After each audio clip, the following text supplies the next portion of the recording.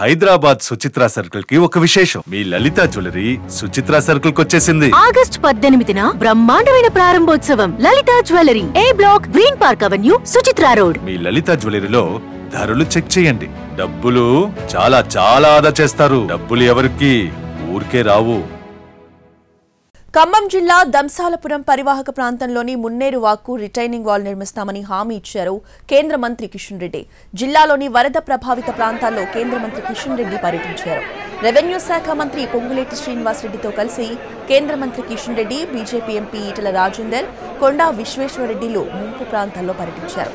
బాధితులతో మాట్లాడి వారికి అందుతున్న సాయం గురించి ఆరా తీశారు. అయితే వారి సమస్యలు తెలుసుకుని పరిష్కరిస్తామని హామీ ఇస్తున్నారు కేంద్ర మంత్రి కిషన్ రెడ్డి, మంత్రి పొంగులేటి. 16వ డివిజన్లో ముంపు ప్రాంతాల్లో పర్యటించారు.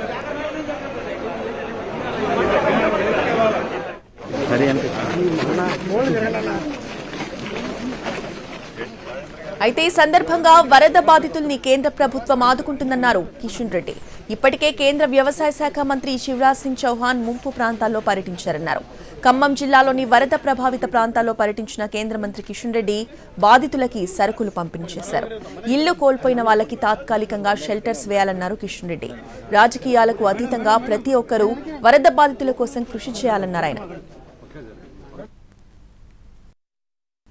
స్టేట్ డిజాస్టర్ కి సంబంధించినటువంటి ఎస్డిఎఫ్ నిధులు రాష్ట్ర ప్రభుత్వం దగ్గర ఉన్నాయి. అవసరమైన నిధులు కేంద్రం కూడా సమకూరుస్తుంది. కాబట్టి ముందుగా మా రాష్ట్ర ప్రభుత్వం తరఫున వెంటనే ఈ యొక్క బాధితులను ఆదుకోవాల్సినటువంటి అవసరం ఉంది. ఇప్పటికే వాళ్ళు రాష్ట్ర ప్రభుత్వ అధికారులు వివరాలు సేకరించారు. ఇంకా పూర్తి స్థాయి వివరాలు సేకరించి వాళ్ళకు ఆర్థిక సాయం చేయడము, వాళ్ళకు కావలసినటువంటి నిత్యావసర సరుకులు అందించడము, వాళ్ళకు ఒక విశ్వాసం కల్పించడం, ఆ ఇళ్లలో ఇండ్లు కోల్పోయినటువంటి వాళ్లకు తాత్కాలికమైనటువంటి షెల్టర్ గాని, ఆ తర్వాత కావలసినటువంటి వసతి ఎక్కడ ఏర్పాటు చేస్తామనేటువంటిది కూడా ప్రభుత్వం చర్చించాల్సిన అవసరం ఉంది. ఎందుకంటే ఇల్లు కోల్పోయారు, అసలు ఇల్లు కూడా లేదు అక్కడ. కాబట్టి వాళ్ళకి ఎక్కడ మరి వసతి ఏర్పాటు చేస్తారో దానికి సంబంధించినటువంటి నిర్ణయం రాష్ట్ర ప్రభుత్వం తీసుకోవాలి.